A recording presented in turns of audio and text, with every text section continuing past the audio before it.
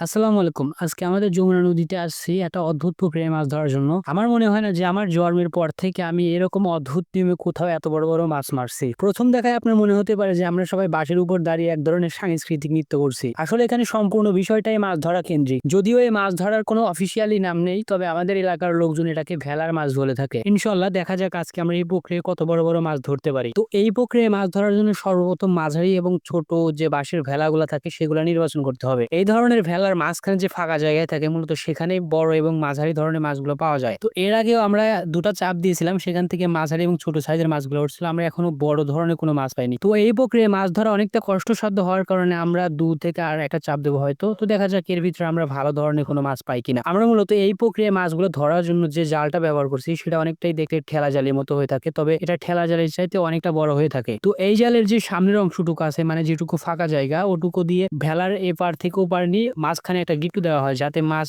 এখান দিয়ে বের না হতে পারে। আর সর্বশেষ পিছনের যে অংশটুকু থাকে মানে আমাদের স্থানীয় ভাষায় যেটাকে টোনা বলা হয় সেটা থাকে একদম বাহিরের অংশে। তো জালটা একবার ঠিকঠাক মতো বাঁধা হয়ে গেলে পরবর্তী কাজটা হচ্ছে আপনি বাঁশের ভেলার উপর উঠে যত খুশি লাফাতে পারেন। তো এর মূল কারণটা হচ্ছে এখানকার যে মাছগুলা আছে সেগুলা যাতে ভয় পেয়ে টুনার অংশে চলে যায়। এখানে একটা বিষয় উল্লেখ করা দরকার, টুনার অংশে যে ব্যক্তি থাকে মানে এখানকার ভিতরে সবচেয়ে বিচক্ষণ ব্যক্তিকে রাখা হয় টুনার অংশে যাতে করে সে মাছগুলো খুব সহজেই ধরতে পারে। তো অনেকক্ষণ লাফালাফি পারার পরে মামা বলতেছিল যে ভাগিনা তোমাদের কপালটা হয়তো ভালো। মাশাআল্লাহ সামনের দিক গিয়ে দেখলাম যে অনেক বড় একটা ফলি মাছ উঠছে। সচরাচর এই ধরনের জাল থেকে বড় বড় কালবাউস মাছ পাওয়া যায়, তবে এত বড় ফলি মাছ খুব কম পাওয়া যায় এই ধরনের জাল থেকে। তো মাছ রাখার সময় মামা বলছিল যে ভাগ্নে এটাই আমার এবছরে ধরা সর্বোচ্চ বড় ফলি মাছ। এত বড় ফলি মাছ আমি এবছরে একটাও পাইনি। তো আমি এই কারণেই বলছিলাম যে টুনার অংশে যাকে রাখা হয় সে হয় সবচেয়ে বিচক্ষণ মানুষ। ওখানে যদি আমাকে রাখা হতো আমি মাছটা জীবনেও ধরতে পারতাম না। তো আমি এই কারণে প্রথমের দিকে বলছিলাম যে এই ধরনের জালে যে মাছগুলো পাওয়া যায় হয় মাঝারি না হলে বড় ধরনের মাছ। এই জালে ছোট ধরনের মাছ ওঠার কোনো সম্ভাবনাই নেই। এই পর্যায়ে এসে আমার অনেকটাই ভয় লাগছিল, কারণ এত কষ্ট করে মাছটা ধরা হয়েছে, এখন যদি মাছটা আজকে যায় তাহলে সবার কষ্টটাই বৃথা যাবে। আলহামদুলিল্লাহ কোনো অঘটন ছাড়াই মাছটাকে ভালোভাবে জালের মাঝখানে রাখতে পারছিল সবাই। তো যাই হোক মাছটা দেখতে অনেকটা সুন্দর ছিল এবং আকারেও অনেকটা বড় ছিল। এখান থেকে ফলি মাছের পাশাপাশি পরবর্তীতে ২টা থেকে ৩টা কালবাউস মাছ পাওয়া গেছিল যেগুলোর আকার মোটামুটি ছোট ছিল অনেকটাই। সত্যি বলতে আমাদের সবারই অনেকটা ভালো লাগছিল, কারণ এত কষ্টের পরে আমরা এত সুন্দর মাছ পাইছি। তো পরবর্তীতে আমি মাছগুলোকে ডাঙায় নিয়ে আসছিলাম ভালোভাবে দেখার জন্য। এখানে একটা বড় ফলি মাছ ছিল এবং